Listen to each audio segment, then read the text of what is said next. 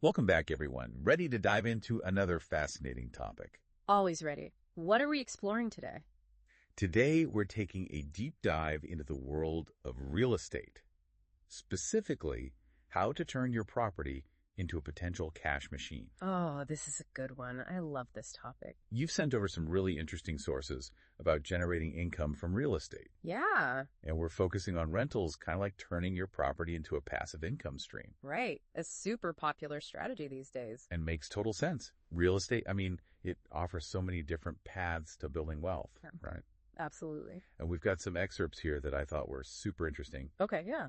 highlighting the benefits and considerations of renting, Uh-huh. particularly through platforms like Airbnb. Yeah, those are really popular. One of the sources mentioned that some Airbnb hosts, especially those in like high-demand tourist areas, are generating 30% more income than traditional long-term rentals. Wow, 30%. That's a considerable difference. Right. It really highlights the potential there. Yeah. But I think it's important to remember that short-term rentals can be a little bit of a roller coaster. In what way? Well, your income can fluctuate, Oh. depending on the season, travel trends, all that. Okay, so let's unpack this a little. I've always thought about the steady income Right.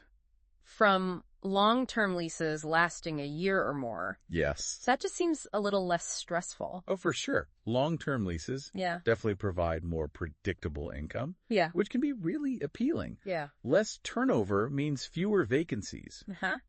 potentially lower maintenance costs in the long run. Yeah, yeah. I think your source even highlighted the peace of mind that comes with having a stable long-term tenant. Oh, definitely. Yeah. You know, they're going to be there. Yeah, but then I see those headlines about people raking it in on Airbnb, and I get curious. Yeah, no, totally. Is that something you've seen a lot of in your work? I have, yeah. If your property is in a desirable location, short-term rentals could be quite lucrative.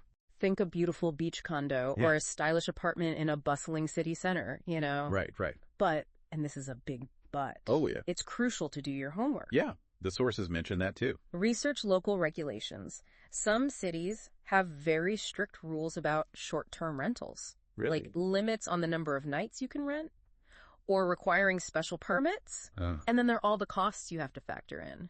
Cleaning, management fees. Right. If you're not doing it all yourself. And of course, potential vacancy periods. It's not always going to be booked. Yeah, for sure. This whole deep dive is making me think about that spare bedroom I have. Oh, really? Could be interesting. Yeah. So what does all this mean for someone like you listening to this? There's no one-size-fits-all answer, right? Exactly. There isn't. It really comes down to weighing your priorities. Yeah. And your own specific circumstances. For sure.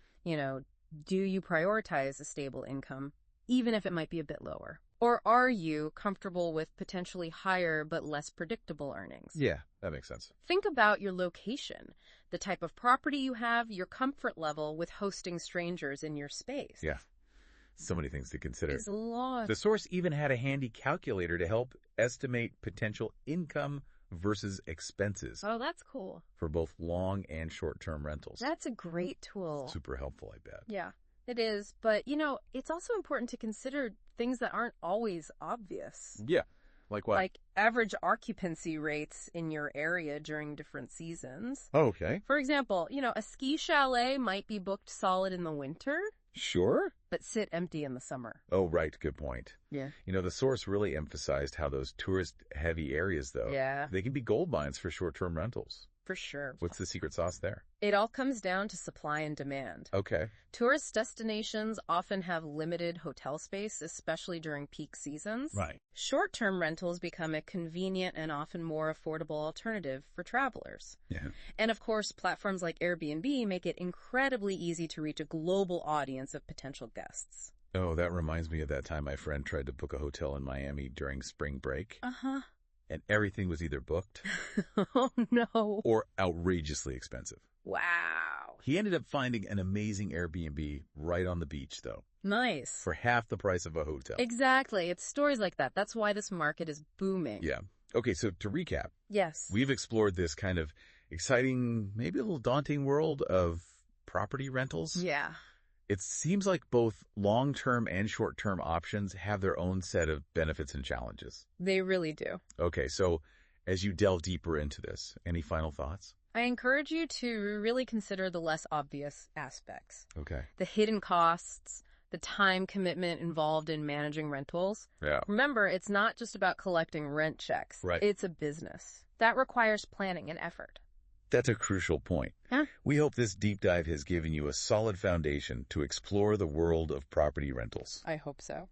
Now, as you move forward with your research, consider this. Okay. How might recent shifts in the travel and work-from-home landscape affect the demand for both long-term and short-term rentals in your area? Interesting. Something interesting to ponder. Definitely. Thanks for joining us. Thanks, everyone. Welcome.